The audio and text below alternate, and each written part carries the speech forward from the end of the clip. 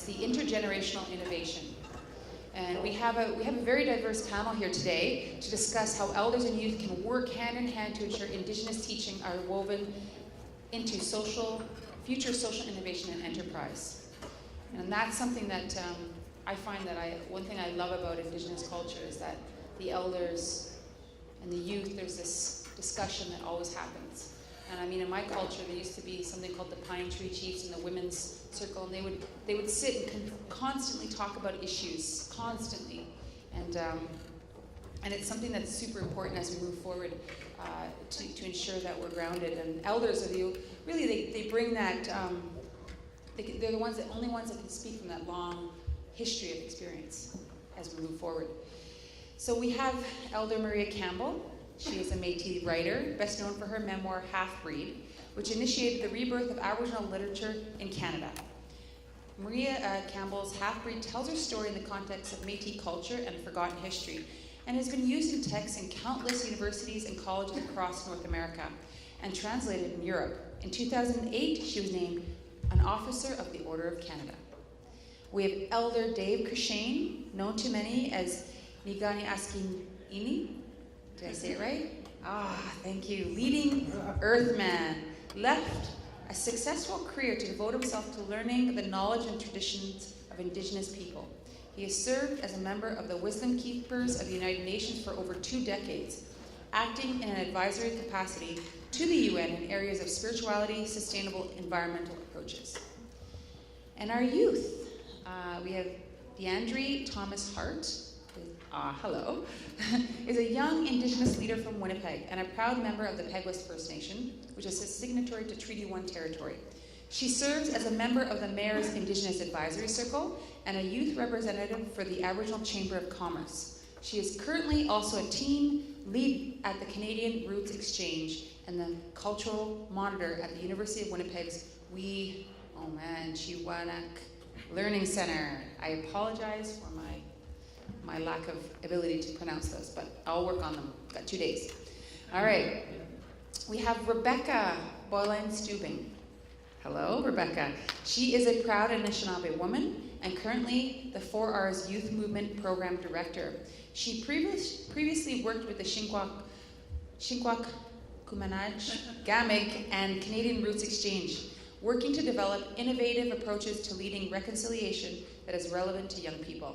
She's also pursuing her PhD in Curriculum Studies at OISE. Welcome.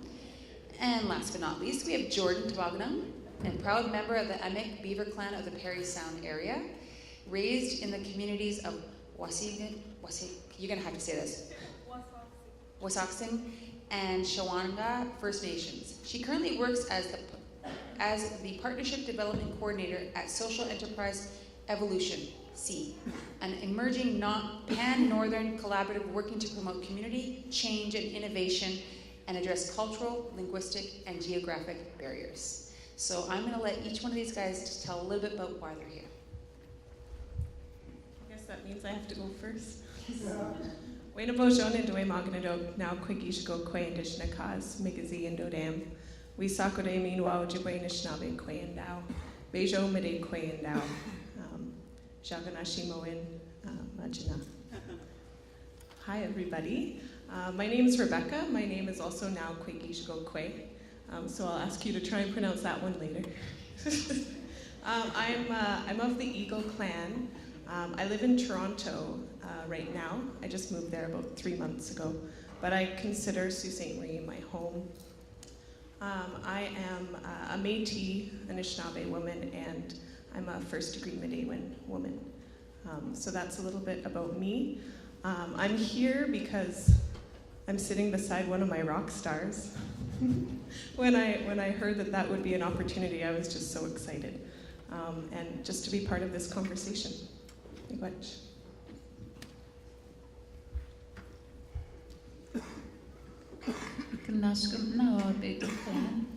I'm glad to be here. I'm Maria Campbell. I come from Batoche in Saskatchewan, and I'm Cree Métis. And you already know what I do for a living, right? But I'm also, I also mentor young people and I develop courses, and I do all kinds of other things. I'm a great-grandmother, and I'm glad to be here.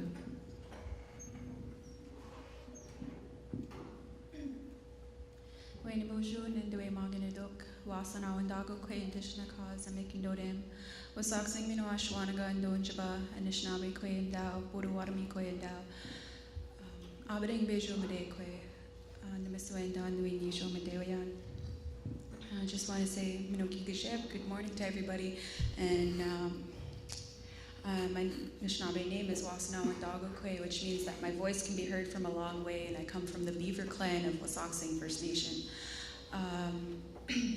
I live and work in Sault Ste. Marie, Boating currently with Social Entrepreneurship Evolution out of Nordic Institute.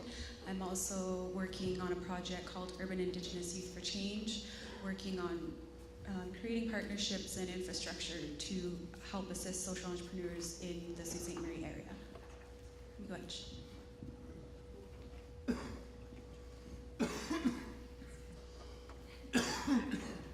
I'm such a dinosaur when it comes to technology.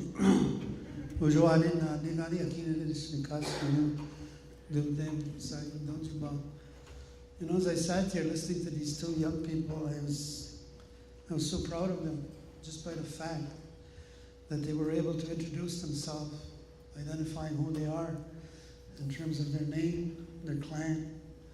And that to me, you know, represents the leadership that, you know, we have to rely on amongst the young people that have reclaimed, you know, their true identity. And it begins with the language. And it begins with the names that you have been given in ceremony. So I really, really want to thank these young girls here this morning. Tase bonjour, Ani. My name is Deandra Thomas Hart. I also go by Dee. My spirit name is Young Woman Who Stands Among the Eagles, and I'm from the Bear Clan.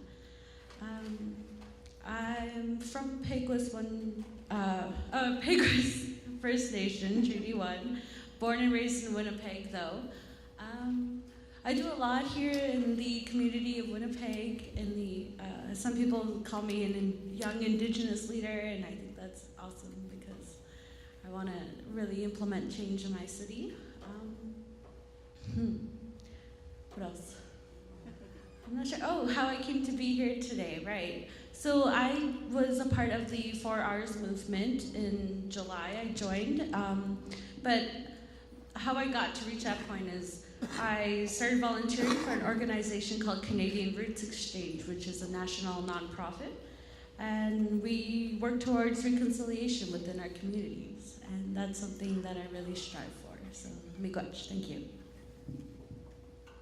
Okay, well, you know, we're talking about how intergenerational knowledge is really important when we're talking about innovation, kind of having one eye looking on the past as we move forward.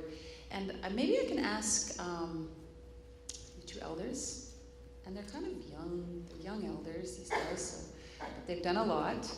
And maybe you can explain a little bit when someone comes to you and talks about the future, what is the foundation teachings that you tell somebody about when they're going towards something, when they come to ask you for advice? What would the foundation teachings be? And it could be different for a man or woman or whatever it is, but you know, in maintaining their identity as they strive for whatever they desire. So I'll let you both. Thank you. When young people first come, I talk to them about home and where they come from. I ask them where they come from. And often they tell me that they have no language and very little knowledge of their culture.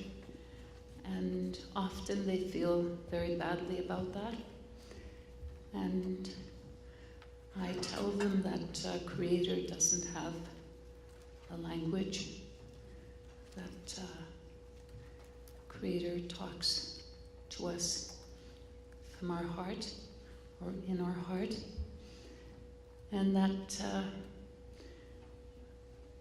that our home is wherever we are, that this is our homeland, this country, and that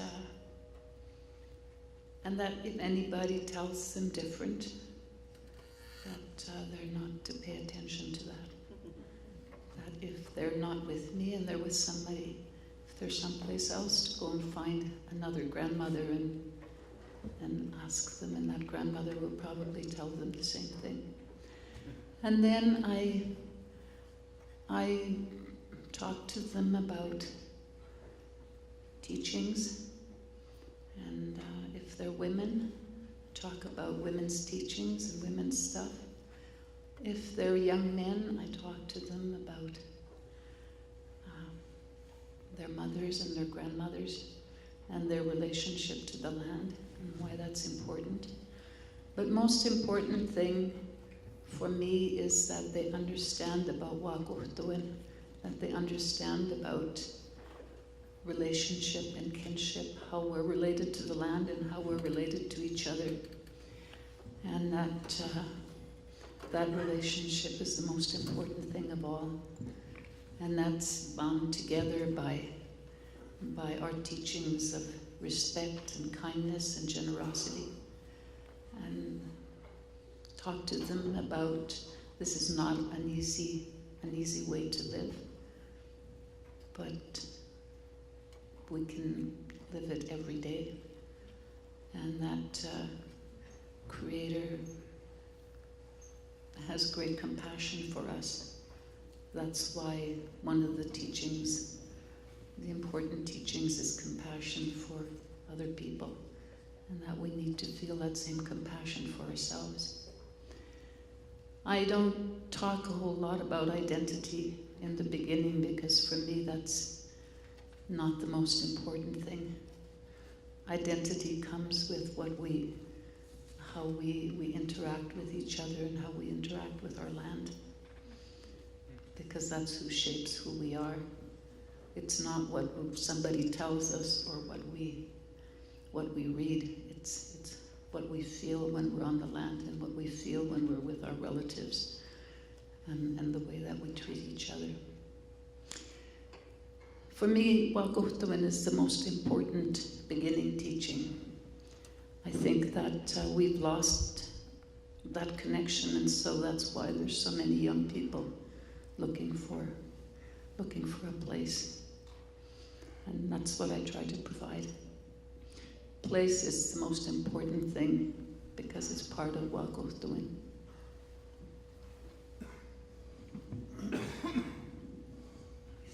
But my own. You know, in reflecting on, is it on? Oh, here we go. In reflecting on, the current reality that we face today, that it really is reflecting a real sad state of affairs. That we've not been able to evolve, as humanity to a level that we could treat life in the most sacred way. As the original free and independent peoples of this land. And this is what I really want to emphasize on the young people, that we are the original free and independent peoples of our homeland. And this positions us, to be the true leaders of our homeland. And in spite of the continued attitude of imposition, that is inflicted upon us as a people, I believe that it is going to be the young people of today that are going to take us beyond this continued environment of imposition and domination. But having said that, I would encourage the young people that you cannot move forward without, having a strong mentorship that can come from the role of the grandmothers, the role of the elders. And the young people have to be very careful that you don't get drawn into the status quo, and that people continue to tell you that is where you will find success. Success is determined by the values that our ancestors lived by. We have always been a kind, caring, loving, sharing, giving people. We are truly the people that reflect the peace that is reflected in our lodges, in our songs, the teachings, that emphasize the values and how we should be living and behaving as human beings. And when we turn to the beginning of our own creation as a people, and this is what has been denied to the young people, the truth of who they are, the truth of the richness and the beauty that we have and we are as a people. We are in a position at this time and in this age to be able to be a model of how man can really truly live peace in this world. We have suffered and endured the worst of terrorism as a people. But what has helped us to survive is that spirit of kindness that the grandmothers have advised us, to be able to live in our daily life, to be kind with everyone. People talk about reconciliation. What is reconciliation? And a good part of that is to tell the truth. And certainly, what we've had to endure in one of the darkest part of our history as a people, and it is still continuing, but the boarding school area has had a tremendous negative impact, on the present day generation of our young people. But to me, what is more important than the darkness of that history is the positiveness of who we are. This is what has to be told now. Because what the attempt was to bury who we were, to bury a richness of a knowledge and the love that we had for the land. Look at what they're doing to the land. Look at what they're doing to the original mother that sustains all of us. And the truth is, we are all brothers and sisters. And what we need today, we make an appeal to all those that have entered into our homeland. Allow us to take and support the true leadership of our homeland that is represented by the original people of this part of the world. The Creator put us here for a reason. And He put us here to teach the world about peace and about love and why we love the land so much. We have all what we need as a people to be able to continue to survive and find our rightful place in our homeland.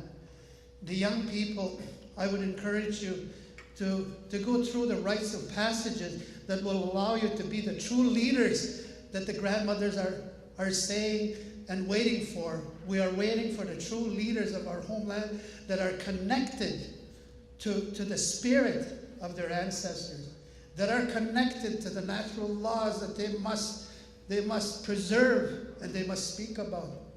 There's no one in our homeland that can speak on our behalf. We can do that ourselves.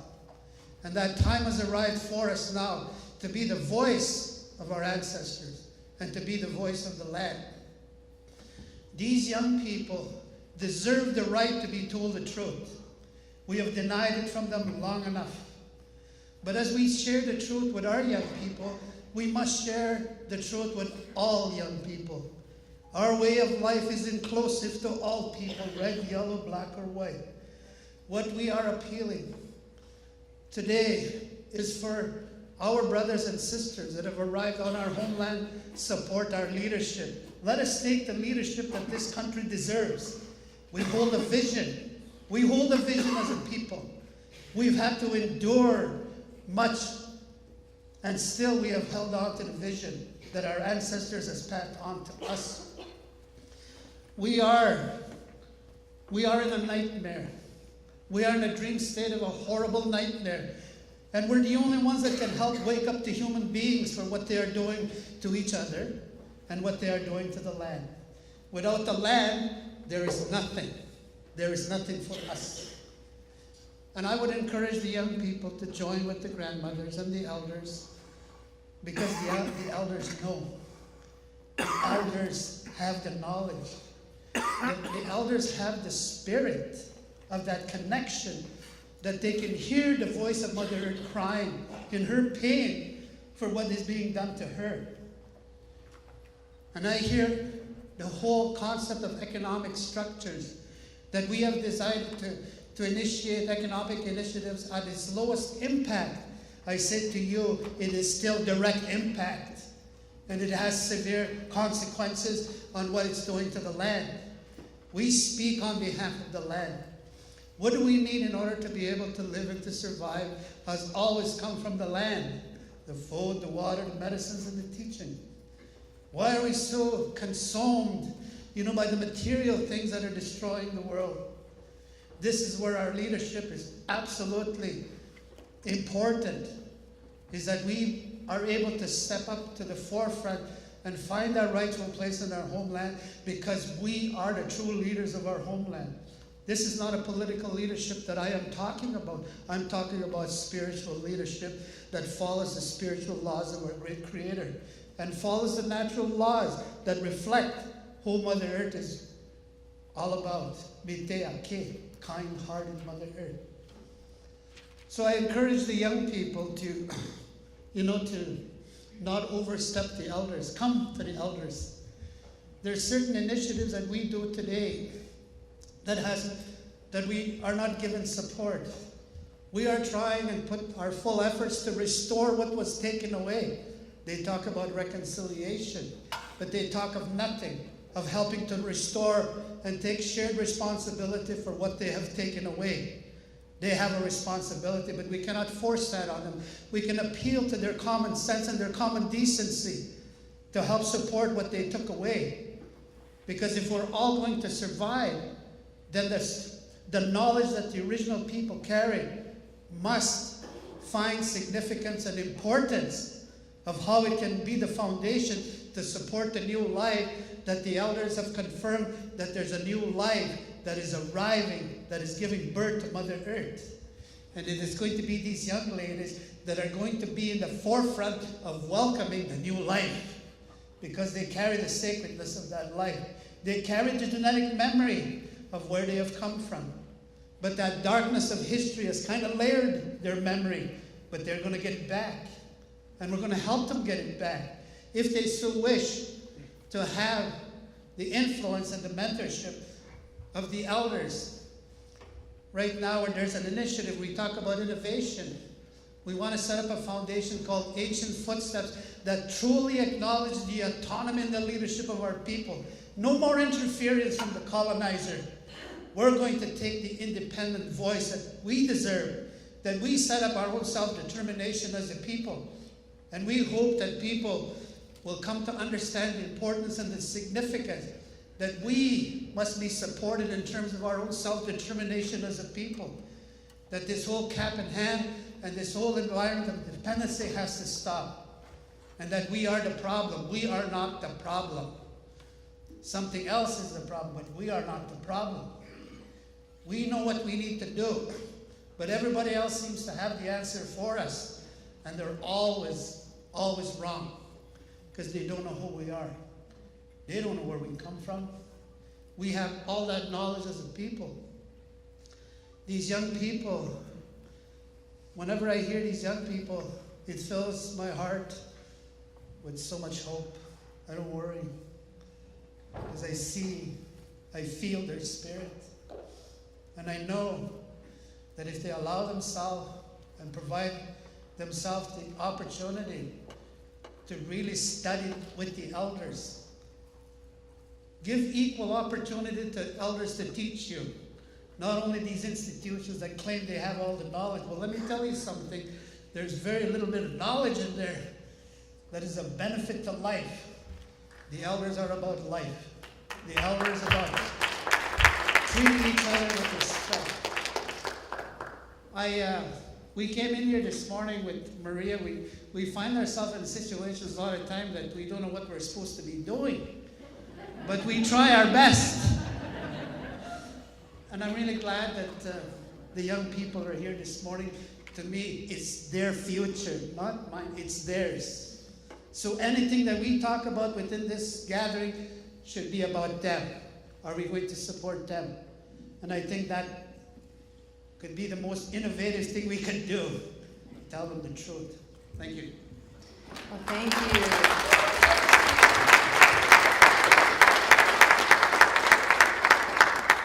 So from what I hear, it's a lot of grounding. You're speaking being grounded and being, and you know, it's tied deeper than the color of your skin or the color of your hair or how you wear your clothes. It's tied much deeper into the roots, into our DNA.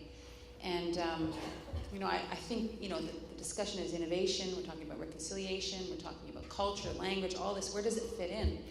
And you know, I was recently talking to my mother, and I wanted, you know, I've always been, the Anishinaabe have the seven sacred teachings. What do we have? And she said, well, if you can learn and teach people one word about from who a people is, when we say I love you, we always say Ezo Ganarukwa.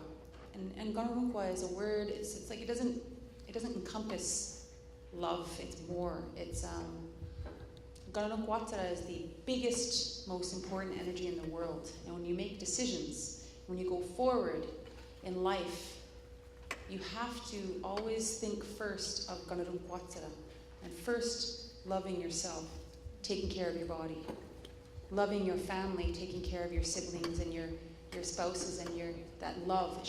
And if you're making a decision, she said, if it's coming from a place of love as opposed to coming from a place of anger. And I think that's what I'm hearing is we're transitioning from making a decision from a place of anger to a place of love. And love, she said, anger will eventually, is very powerful. It can motivate you, but it will eventually eat you alive. It will cannibalize your spirit, anger. But love is like a bottomless well. And if you draw your inspiration from love of the land, love of your culture, love of your people, love of yourself, of your family, love of this country and our future, you will never run out of energy. So that's a word I live by, Ganarukwatsara. And I was wondering, young people, do you have a word or a mantra or something short that you tell yourself when you're making a decision? Ayang Guam is in. That's what I think about, which is like the way that I understand it is like to be determined, but also to be careful in like the work that we have going ahead, because it can be very hard, and there's so many pieces that are missing. So it's like the spirit says that to us, like Ayang Guam is in. Every day.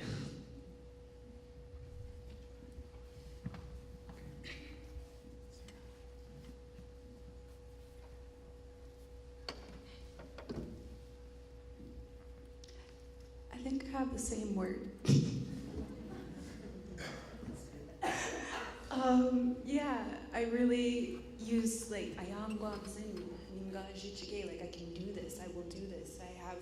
I have what it is in me, and I know in my heart and my mind that I work from a place of spirit and creator, and that as long as I keep in mind that, you know, a lot of what I know is just from the human family, and our relationship beyond humanity goes very far into our relationship with the land and those beings out there that take care of those things.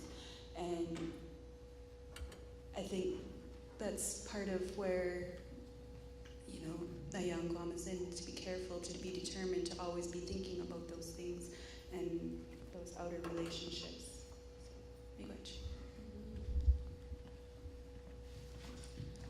So my word, I was thinking about it when you were speaking, is Bima Disiwin. I'm sorry if I butchered that, but I don't speak my language as well as I should, and I'm slowly learning. But it's just about living the good life, right? Living on a good path towards just having a good life filled with teachings and fulfillment, with fulfillment in all four aspects of life, like physical, spiritual, mental, and physical. And I think that's something that I remind myself too about when I'm doing the work that I do in my community, is that I'm all doing this to help inspire other youth like myself to live a good life, to be on that same path with me, to move along towards change and a better future for all of us. Yeah. So I mean, this is geared to the entire panel, and I mean, we just saw the TRC kind of release its report and all the information that's coming out, and it seems to be all the truth is seeping out of the cracks in this country of what's really happened, and it's horrible, and it's sad, and it's painful for everybody, and I just want to know, how do you move forward? Like, how do you work with that and honor it, but not be drawn into the pain of it, which is hard.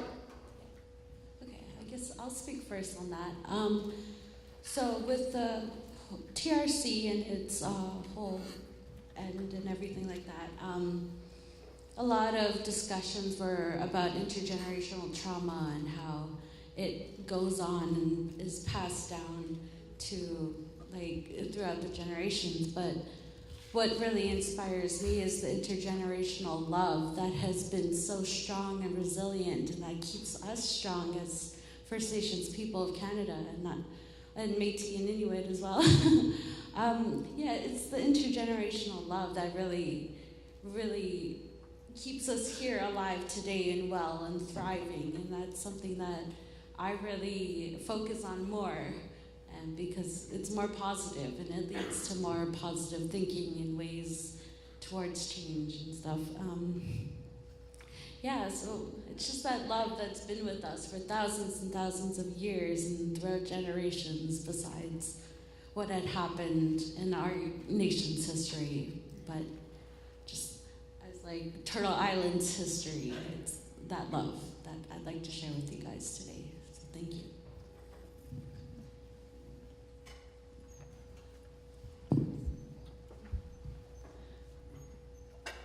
I think about when the way that the dominant education system works, and the way that we're taught about our own people and the way that we're taught about ourselves.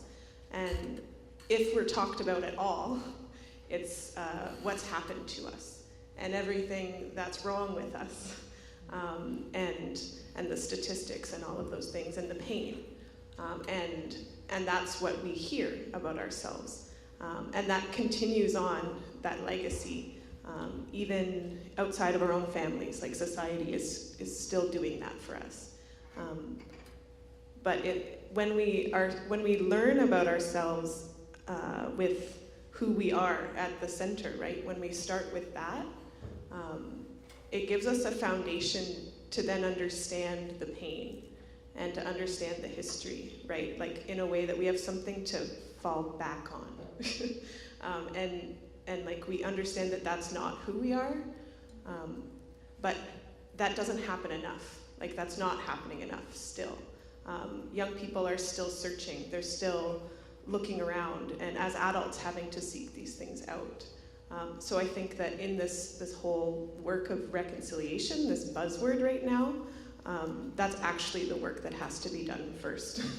For me, that's what I think. And because in order for us to come to that relationship in any kind of equal way, it's not just about healing the pain, because that's going to take many generations, but it's about us being able to even stand next to the other, one in that relationship, and to do so with a solid grounding in who we are, and that gives us something to enter a relationship somewhat equally. That's what I think about. To learn these things, it can be so hard, and then we can get stuck there. And we see that in our communities, that's still going on all the time. And we've all lived that as well. As young people, we've been there. And then something changes for us when we're able to find those things out. For myself at least, right? That. There's a transformation that takes place when we realize who we are. And that needs to be an opportunity for everybody. So that's the work that I'm into, is sharing that. I just want to just share very quickly, when we're working with young people, one of the first questions we ask the young people in our language, what's your dream? What's your vision? Because out of the dreams and the visions that one receives from a higher power, it brings purpose and meaning to that individual's life. And we have all those rites of passages that our ancestors had lived and practiced by. When it came to time for a young boy to reach that level of puberty, and all you young guys will understand it, all what you went through during that time. And the great wisdom of the elders, they had to put that young boy on the land to understand his own biological nature, but to reconnect with the original mother, because that boy would grow to be a man to help protect the laws and to protect the earth itself. And when it came to the young girls, there was a rite of passage that was called Makoske, and learning to live like a bear. You try and take a cub away from a mother bear, she'll fight to the death. And that's what the mothers literally should be doing for their children. Here in this province, there's 11,000 Aboriginal children under foster care, simply because that identity and those protocols that our ancestors lived by were totally removed. So we're in the process of trying to restore those very ancient teachings that worked very well for our ancestors. There was no such thing as sexual abuse. There was no such thing as abuse of a child in our way of life, because the child was always centered, protected by everyone. The child was the responsibility of the whole nation, of the whole community.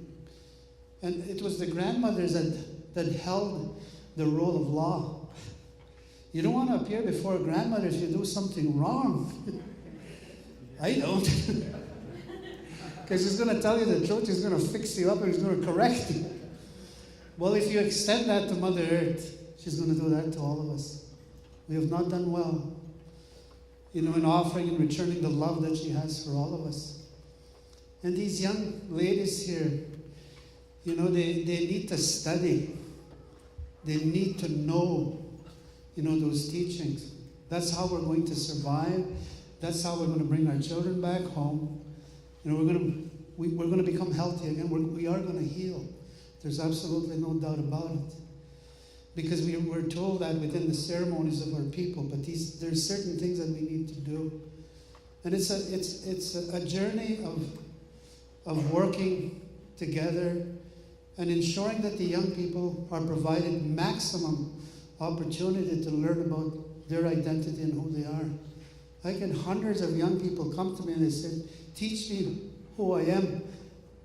Because when you teach me who I am, the young people say, I know that I will be strong. They know what they want.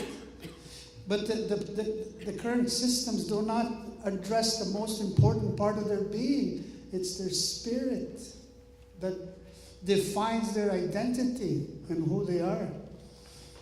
I look at these young girls here. Creator gave them the gift to bring life into this world.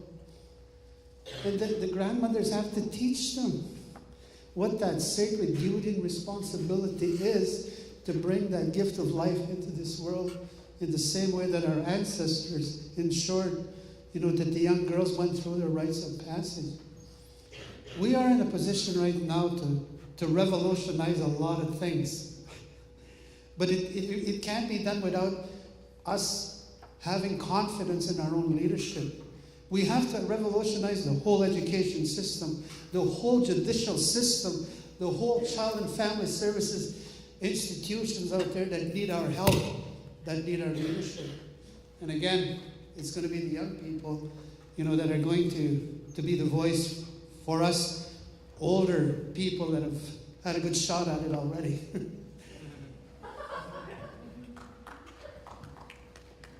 I just want to say that for me, one of the most important things as a grandmother, besides, rites of passage and all of the cultural and spiritual teachings, it's really important for me that our young people know their history. We have to know that this didn't happen to us just in the last 130 years, at least in the prairie since we've had residential schools, that this history of displacement and dispossession goes way beyond that. If we're going to stop being victimized. The only way that that's going to change is that we know that the people who came here had already victimized their own people. They didn't come here with empty bundles. They came here from burning times, from all of the horrific wars that they left behind. And so when they came here, they didn't say these people are just horrible people. What they came with was a way of life.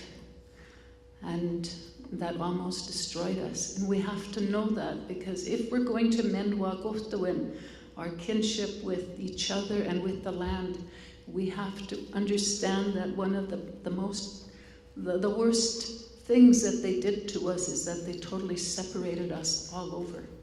They separated us as men and women, they separated us from our children, and they separated us as relatives from each other and from our land.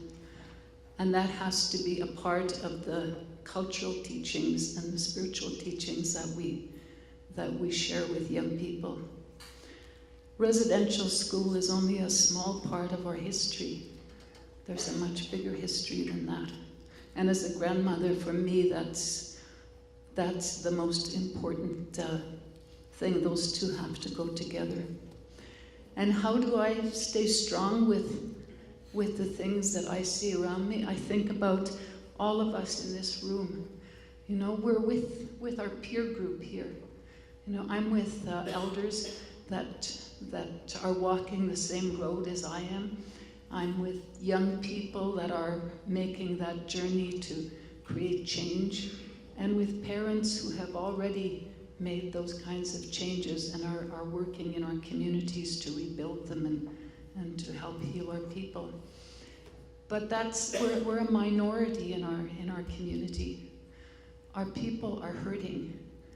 And all of you know that, because most of you are frontline workers. You know, we have such horrific suicide rates. Nobody even talks about them most of the time because they're so high, and for sure papers don't cover them. You know, we talk about violence against women. We very seldom ever talk about violence against men, and that's just about at the same levels. And we don't talk about the violence against each other. You know, there's so much lateral violence in our communities that we damage each other even more than the system damages us, because that's harder to deal with when your own people do it to you. I stay strong because I see everybody walking on the same trail. Even the people that are hurting are taking little steps trying to find those things that were taken away from them. And those things give me hope. But I think one of the things that gives me the most hope is those young people who are going back and fasting and trying to find those important tools, but they're doing that hand in hand with getting an education.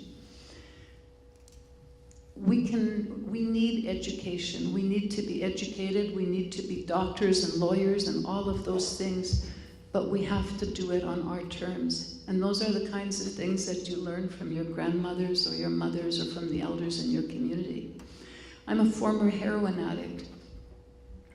48 years ago, I met old people who got together in small groups in communities, and they traveled across the country teaching young people. You know, they founded there was a camp called Small Boys Camp in the mountains, where an old man took his people and he encouraged all of the young people to come there, and they shared teachings with them. I met an old man called Peter Ochis, who told me that it was important for me not only to go back to the land, but he told me that I had to know my history so that it wouldn't happen again. And those are the kinds of things that give me hope. That old man and those camps and those gatherings and getting little pieces of information taught me how to have confidence in myself and how to be strong, but most important of all, it taught me to fight for my children. which was something I didn't do when I was wasted on drugs and walking the streets. I might not have been the greatest mother in the world, but I was a pretty good grandmother, and I'm a really good great-grandmother. Because I learned.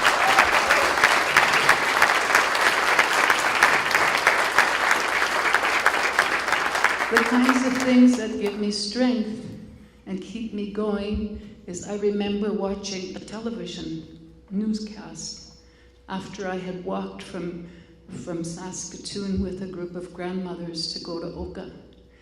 And I remember at the end of all of that watching it.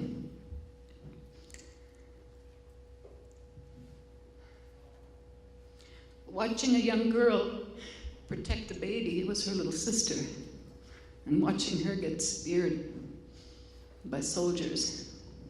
That made me strong, because I knew that as long as we had that kind of leadership, we were going to be okay. I feel strong every time I see young people graduating out of university with not BAs, but with masters and with PhDs, because I know that they're going to come home and they're going to carry that bundle that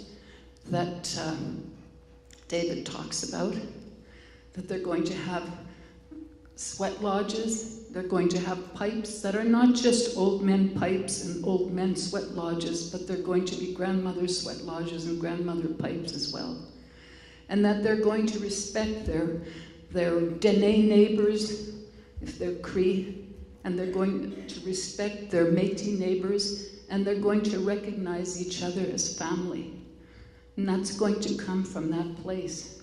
When we talk about innovation, I'm not quite sure what that means. I'm sure I'm just like everybody else. I Googled that, trying to figure it out, and then I couldn't understand it.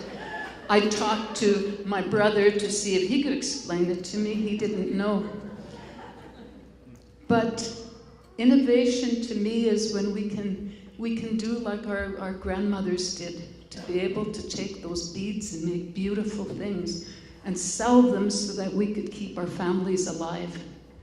That's innovation, and that's what education is today. That's what being grounded in your culture, in your land. It's protecting your people, it's protecting your land, and being prepared to give your life for that. And that's not an easy way. But I'm also reminded that since the first boatload landed here, that's a long time ago, that's like 500 or 600 years ago, our people have managed to keep their culture, their languages. They've kept all kinds of things. They've had to hide them. They've had to do them in secret. My great-grandmother used to have a little sweat lodge underneath the kitchen table with a little frying pan and 4 little rocks in it. And she did it in the kitchen, covered it up with blankets, so that if anybody came in, she could rip the blankets off and pretend that we were just down there sniffing skunk oil. And everybody would think, you know, what a quaint, crazy old lady she was, and didn't know what she was doing. Those are the kinds of things that make me strong. We are strong, powerful people, and we've survived all kinds of shit. And we're going to keep on. And we're going to get stronger, because you're going to get the things that you need from places like Turtle Lodge, from places like the old ladies' sweat lodge. You're going to get it from universities, and you're going to learn to use their tools, and you're going to take our stuff back.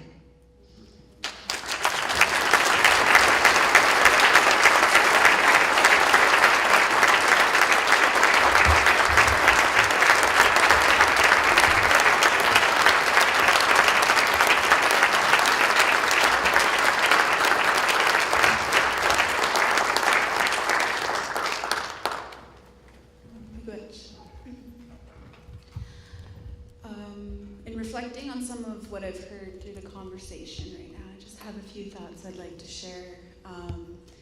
Some of the perspective I have on reconciliation is that we're really reconciling with our spirits.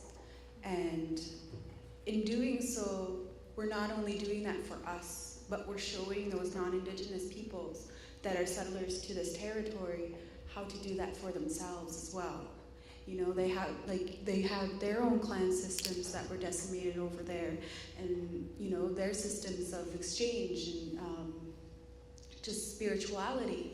And I'm really lucky to have found some non-Indigenous friends that are from that area that hold on to some of their teachings from their peoples over there.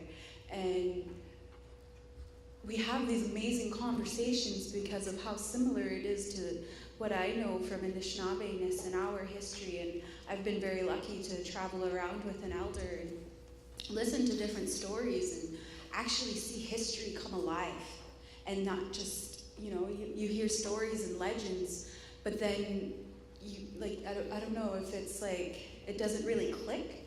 But then when you go to a community in a totally different state or a province, and you hear that exact same story, and their perspective and their connection to that story, or the lineage of those drums, or all of these things, it's just like, oh my gosh, I get it. I see how we're all connected, no matter where our nation is, if we're Anishinaabe, or, we had these connections before colonization. And a lot of the work that I'm trying to do is just to lift that veil, and help that knowledge and uncover that history so that other young people that haven't had the blessings that I have had in my life, to go through my berry fast, to live on an island on Wasauksing, and for a long time I thought that was the whole world. I didn't know there was town or nothing, I just didn't realize for a long time. And I didn't know that I was Anishinaabe. I didn't know I was different from those other kids in school. And I always wondered, why they treated me differently, or why they would say, why are you talking like that? That's not even English. And I didn't know I was speaking a different language. That was something that was given to me when I was really little. And it was that kind of shied me away from everybody, and I built up this barrier. And it's actually through finding my spirituality again and my connection to my home place, and it's just remarkable. And I really want that for all young people, not just Indigenous young people, but everyone, because I've seen the reaction from non-Indigenous young people that have said, that are just outraged that they don't have, that they were never taught about residential schools, that they don't know that history, and that opportunity needs to be there, and the opportunity to sit and to work with our elders and to listen to those stories and to travel. And I always think about how those old leaders used to travel around to all of these different communities all around their nations, and it helps gain perspective, because a lot of young people that I know have really been ingrained and kind of stuck in that reservation system. They're stuck to that one piece of land, and a lot of times they don't see beyond that. They think that's all that there is. But then, when you go to university, yes, it's really, really hard. I remember being so homesick and scared, not knowing anybody. But then, I went and sat with an elder from that community. I went and talked to her. And of course, she's like, Tababadong? Oh, hey, you know what? There was a Tababadong that was here a long time ago. And you see all those cedar trees around my yard? He helped to plant those. So right away, I felt that connection to that place. And that's something that I always encourage people that I work with, is to always acknowledge those new places that you go to go and offer your tobacco to that, to go and, bring your food out there, even if it's just a little bit, to go and say, hey, this is who I am, this is why I'm here, just let me have a good visit and good journeys home. And, that's just what I'd like to share. Miigwech.